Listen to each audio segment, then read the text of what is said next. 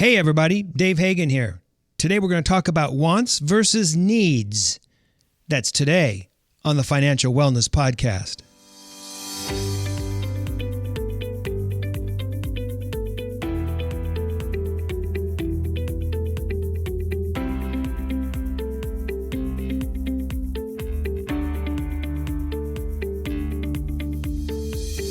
Welcome to the Financial Wellness Podcast, Dave's weekly message to keep you on your path to the financial success. Here is your host, financial problem solver and talk show host, Dave Hagan. Thank you and hello everybody. Welcome to the Financial Wellness Podcast, again coming to you from beautiful downtown Van Nuys. For some of you know, that's just outside of Los Angeles and kind of near Hollywood. Joining me today, hey look, it's Brian Reed. Interesting. How long were you guys working on that one, Dave? Well, Very nice. that took hours. That's okay. That was a nice touch. Hey, thanks for coming in today. Appreciate you having here. Always good, always fun. Always good to be here. Yeah. Today, I want to talk a little bit about wants versus needs, because I think it's a good way to analyze your finances. It's an age-old topic in the area of personal finance, looking at needs versus wants. And, we can get caught up in analyzing things, so I don't want to put too much emphasis on this. But I think an occasional analysis such as this can sometimes be very illuminating. So, what's the difference between a need versus a want? Well, needs are something that we need to survive, and wants are something that we desire. Now, I can make this confusing by saying, I desire to survive, and that messes it all up. But I think if we look at it and say, needs are something that we need to survive, and wants are something that we desire, that gives us a framework to think about a little bit. So, what are some things we might consider needs? How about housing? How about transportation, utilities, insurance, food, designer clothes? Maybe not. Maybe a pair of jeans and a t-shirt, but not designer clothes. How about wants?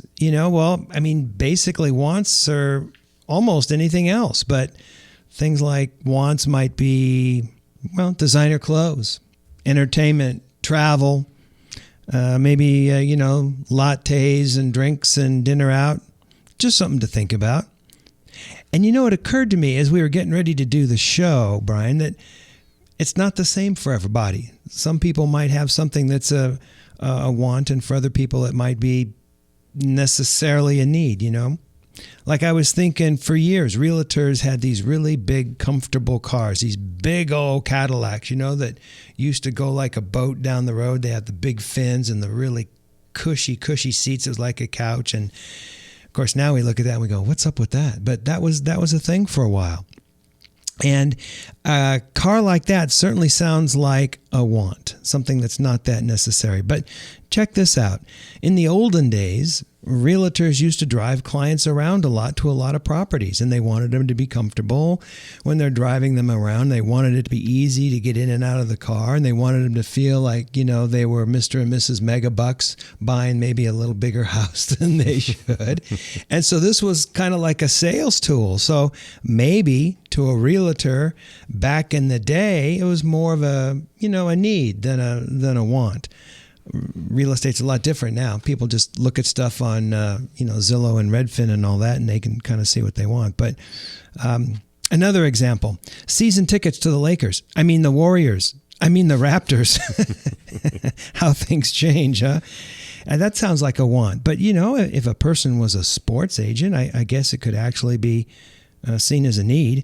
I guess the point is that it varies by person to person. And again, I don't want to spend too much time dwelling on this, but I think it can show us if someone has a hole in their bucket. That's kind of what I call it when I sit down with people. I'll sit down with some people. I do it all the time, in fact, and occasionally I'll see someone with large amounts of income coming in, but no bottom line, no savings, no assets. And it causes me to think, where's the hole in the bucket? Where's the money going? And more often than not, it's someone that's spending more maybe than they should on wants than needs.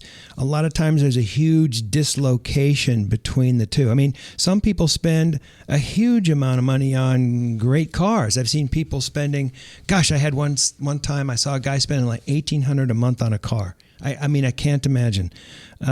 Or sometimes I'll just see people spending large amounts on drinks and meals and entertainment. It differs. It differs from person to person, Brian, let's talk about some wants or needs. Hit me with some. Oh, let's think about this. When you were talking earlier, I was thinking about, travel. Yeah. Okay. Now, that is pretty much it's something people desire. It's a want. It's a want. It's a desire, yeah. But there are people out there, and this kind of goes along with what you're saying, is that it differs from person to person. People who, they need to travel. They have to go places. It's just ingrained in them. Right. And they'll sacrifice other things. And that's okay. To go and travel then. Yeah. That's wanderlust or whatever the term is. I mean, as long as they realize that, and there's another angle to that in Stephen Covey's book, The 7 Habits of Highly Effective People. He says one of the things that you got to do is sharpen the saw. And his point was, you need to work hard, but you need to rest. You need to spend some time to sharpen your tool, sharpen the saw, to refresh, because a sharp saw will work more efficiently and accomplish more than a dull blade. And so, I mean, I suppose if somebody needs that to refresh, and in fact, I think everybody should, maybe it's not so much a want, anymore. Maybe it's something that maybe it starts to become a need. Now, I suppose the extent of the vacation could move it into one category or another. Sometimes I think, get in the car and take a trip up the coast and staying in little places seaside is more than enough to refresh. It doesn't have to be 2 weeks at the Grand Alani in Maui, with room service and fresh fruit on your bed every night and all that. So maybe it depends a little bit on the extent. I don't know. What else? Internet nowadays that's a need. I think so. It is. I think so. Yeah. And when we were getting ready to do this, I was doing some research, and I saw an article from 5-6 years ago, and they were talking about internet. Well, that's really a want. That's really like an extra, because they were thinking of it in the entertainment category almost. And seems to me it's absolutely a necessity these days, because people get their information, they pay their bills, they talk to their friends, all those other things. And I think that's kind of changed over a period of time. Have you also noticed how much the price has gone up? It used to be like $29, and now I think I'm paying $60, $65, and I'm happy to pay it, because you got to stay connected to the world. Now my grandmother doesn't have the internet, so guess what?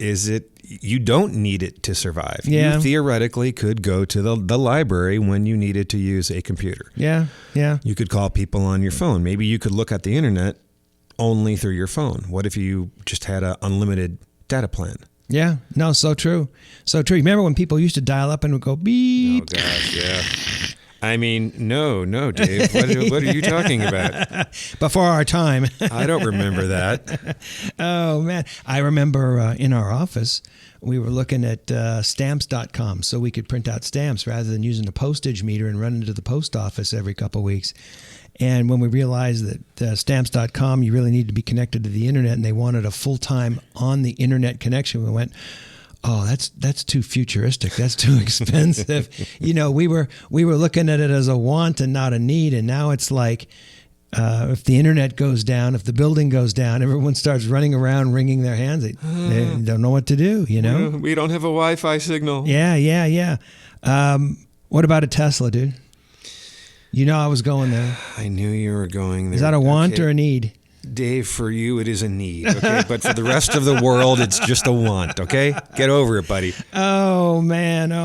I know a guy that's, he does real estate, and he was like driving away from a showing, and some people went up and knocked on the window and said, hey, can you sell our house too? Now, does that take it out of the want category and put it into the need category? Is that an argument that person could make? I don't know. No, you don't need a Tesla to sell a house. Come on, here, work with me. Work with me, Brian. I'm not. Dave, this is the tough love segment of the show. My wife may be listening. Work with me. Nope, I'm on her side. Oh, man. So I guess it depends from person to person. And I think if somebody looks at their expenditures and their wants and their needs, there could be some hybrid kinds of expenditures, and there could be some things that would cross over, the line over time. But I still think that it's an interesting exercise to follow. And again, I think the point is, and we've said this over and over, the point is not to be a miser, not to live with soap scraps and just eat cereal, but to be mindful, to have and follow a plan. So I think it's something to occasionally look after, think about, and it helps you evaluate some of the things that you're doing and you're spending. So to do an analysis, real simple, just take a sample of your expenditures. Take a 3-month sample and just put them into 2 pots, needs and wants. That's it. Pretty simple to do. And now add them up. Just add them up. And you want to look at the relationship between the two sums. Are wants significantly greater than needs? If that's the case, that's a good indication that there's a problem. It's an indication that your spending habits may be a bit too rich. It's an indication that you might be able to deploy your capital in a slightly different way to create maybe some savings or acquire assets or something like that. Now, what should the ratio between the needs and the wants be? Is there any guideline? Is there anything that's considered typically healthy in this regard? We talked on the TFWP about housing being a third of someone's take home and transportation being 20%. Again, just good guidelines, good things to think about. But are there any guidelines in this regard? Well, actually, there is. There's a very interesting guideline. It's called the 50-30-20 budget. And remember, here at the TFWP, we don't call it a budget. Budget's a bad word here. Rather, we think of it and call it a spending plan. So the 50-30-20 plan recommends that you spend 50% of your net income, that's net income, after tax net income, on needs. Groceries, housing, utilities, insurance, transportation. The plan recommends you spend 30% on wants, such as shopping and dining out and entertainment, and 20% on savings. Now, some people also recommend that this 20%, or they acknowledge that this 20% on savings is savings and debt payment. But remember, here at the TFWP, we're not into debt, so it's going to allow you to have a little stronger stroke there on savings. And again, it should not necessarily be the same for everyone. These are simple guidelines or a starting point in your thought process. I mean, if it turns out that you can keep your wants low, well, you can beef up the savings portion and save 30%. And I'd say more power to you. It just means that you'll have more capital saved up to deploy in ways that are meaningful to you. Your money will grow, and it may ultimately support you at some point in time if you're really good at it. This analysis may encourage you to spend less on your next vehicle, or it may cause you to realize how much you really appreciate your car and how much it costs you. So it's going to cause you to look at all of your expenditures and get a better idea and then make a more conscious, thoughtful choice. Now, where do these guidelines come from? Where did this 50-30-20 thing come from? Well, interestingly enough, it comes from a book in 2005 called All You're Worth, The Ultimate Lifetime Money Plan. Who wrote that book? An individual named Elizabeth Warren and her daughter Amelia. Sound familiar? It should if you're awake. Who is she? Elizabeth Warren. She is a bankruptcy expert at Harvard for many years. She's written several books on personal finance, bankruptcy filing rates, et cetera, et cetera. She's a U.S. Senator from the state of Massachusetts. She now has the seat that was held by Teddy Kennedy for a lot of years. She's a candidate for president of the United States. here she has a large political footprint here in the United States, and she started out writing personal finance books. I find that so interesting. I've listened to her talk before. Many years ago, I listened to her talk, and what a committed, fine, concerned person that she is. Now, I don't know that I agree with all of her politics, but she is a fine, wonderful, committed public servant. Now, I don't think a wants versus needs analysis should be our guiding light each month. I still like a monthly spending plan with a suggested spending amount. Again, remember, not a budget, a spending plan.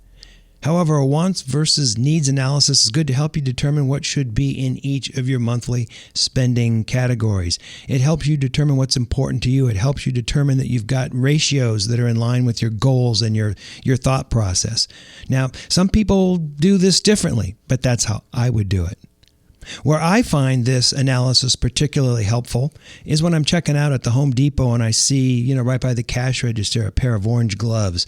And initially I go, whoa, $5. That's a good pair of gloves. I'll get that.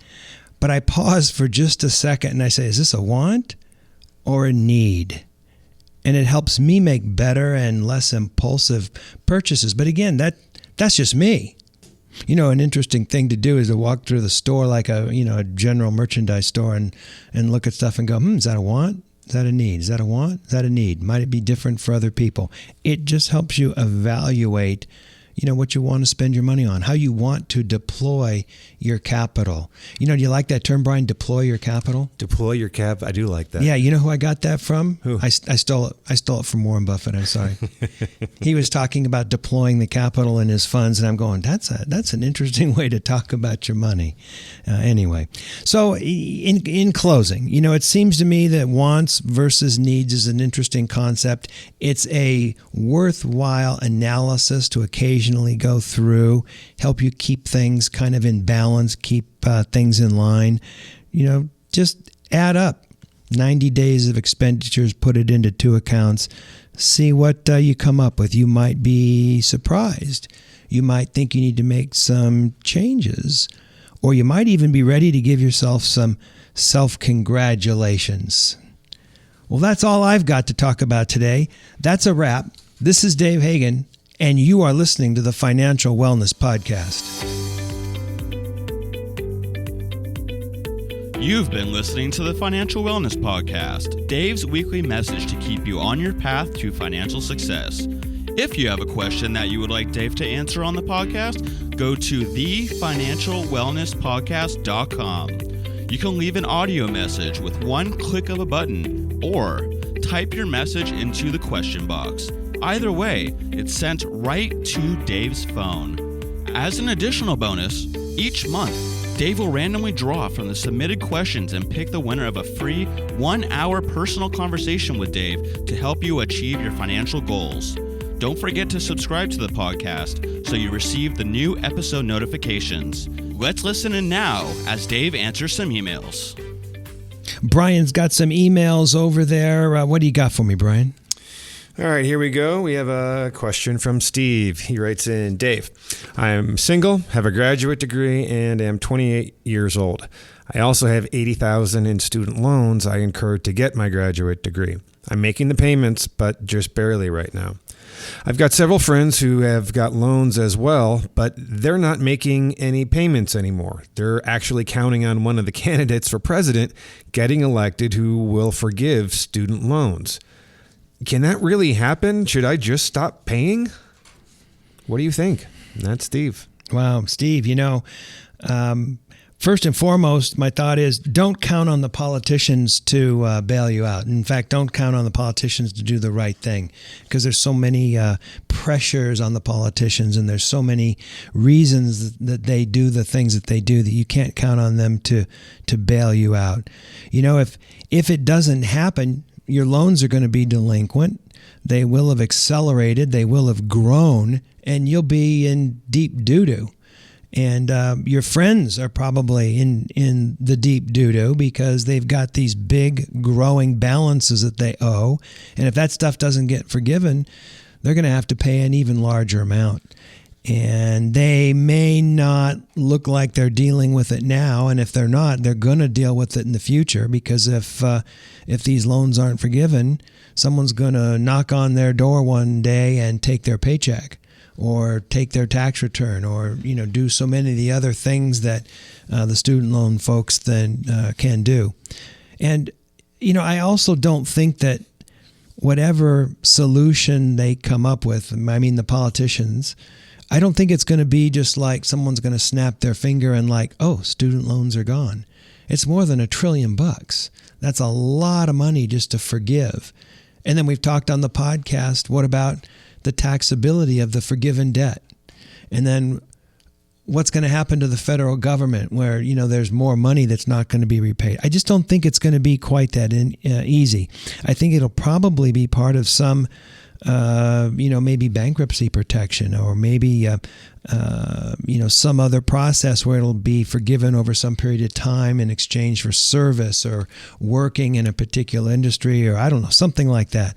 But I just have a hard time thinking that some candidate who gets elected is going to snap their finger and Congress is going to go along with them right away. And all of a sudden there's like no student loan debt. I just don't see that happening. A couple of weeks ago, a member of the House of Representatives introduced a bill making student loans dischargeable into bankruptcy again. And it's the first time in a long time. It used to be that student loans of a certain vintage or age would discharge into bankruptcy. It was 5 years, then it was 7 years if someone tried to make payments over that period of time. And then it just got changed to not dischargeable at all.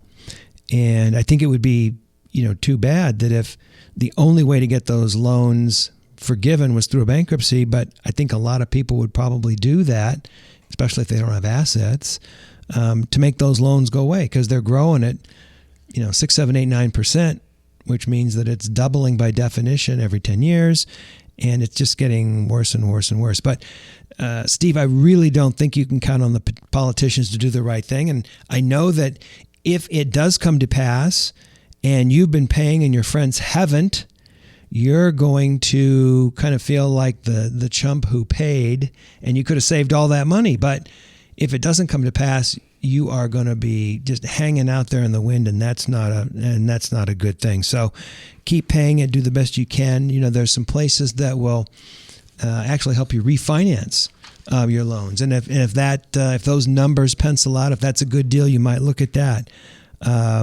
You might look at working in different areas or fields where you can get some credit for those student loans. I mean, there's things that you can do, but simply making them go away is going to be pretty tough. And again, I don't think you can count on the politicians to do the right thing. So it's probably just going to end up being a presidential selling point just to get votes, and then it's never going to happen. That's what I think. Well, I mean, and we've seen with a lot of our presidential candidates, they have all these really great ideas, and everyone gets excited. Happens. And Congress just doesn't follow along. Sometimes even when they have both houses or both of the chambers in Congress on their side, it doesn't necessarily happen. There's so many interests that are spending money and exerting influence in Congress that you can't really count on them to get that done. But it'd be nice to see something happen. It'd be nice to see something change. But I wouldn't hold my breath. Hey, Brian, I think we got time for one more. Got a shorty for us? Yeah, this one's going to be a shorty, and you're going to laugh at this. Uh-oh. This is from Amy, and she writes, my boyfriend and I of 5 years are moving in together. He suggested that we pool together our incomes and bank accounts. Any advice? Well, Amy, yeah, that is kind of easy. No way in hell.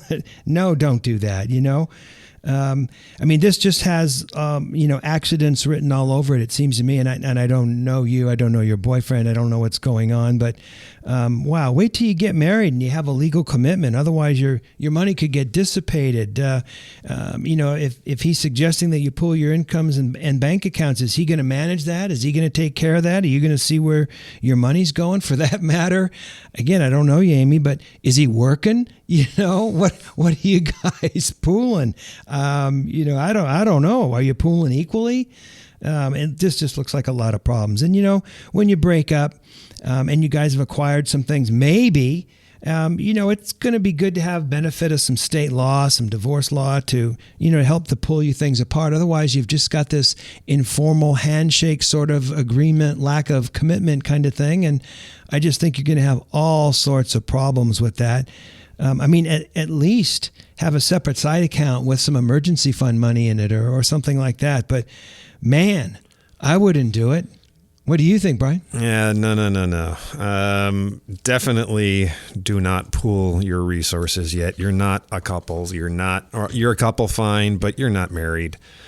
There's, like you said, no long term. It's just too risky. Yeah, and you're not even living together yet. You haven't even reached that, that commitment. They're now moving in together, and now just move in together, be happy, try it, and combine accounts later on when it gets more official. Right. Anything else strike you? I'm listening to this, and it says my boyfriend and I have 5 years. I was like, well, wow, isn't it time to close escrow or something? Or, is there a deal in the offering, or is this just, that's a long trial period, it seems to me. I don't know. I'm kind of old school, maybe. 5 years? Yeah, you either got to, fish or cut bait? Yeah, something like that. Someone's not ready to be a willing, full committed participant, and maybe that's a sign of something else. Now, this isn't the dating hotline show, so don't take this too literally. But that just kind of struck me. It's like, wow, dating for 5 years, haven't moved in, haven't got married. I don't know. And now he wants to pool the incomes and the money. And I don't know. I'm not feeling good about this for Amy. No. Move in together, separate accounts. Yeah. Sorry to be such a killjoy there, Amy. And hopefully you can work that out with your boyfriend. But Dave, what? I got a good one. Share the bed, not the bank. I like it. Let's write that down. We'll trademark that so we can use that. How about we put that on t-shirts? That'd be pretty cool. Oh man. All right. That's all we got time for today. That's going to be a wrap. This is Dave Hagan, and you've been listening to the Financial Wellness Podcast.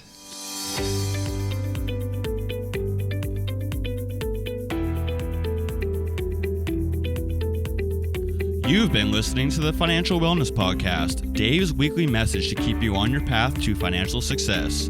If you have a question that you would like Dave to answer on the podcast, go to thefinancialwellnesspodcast.com. You can leave an audio message with one click of a button, or type your message into the question box. Either way, it's sent right to Dave's phone. Remember, Dave will randomly draw from the submitted questions and pick the winner of a free 1-hour personal conversation with Dave to help you achieve your financial goals. Don't forget to subscribe to the podcast so you receive the new episode notifications, or share the podcast via the app with your family and friends. This is your announcer, Nick Appel, wishing you every financial success.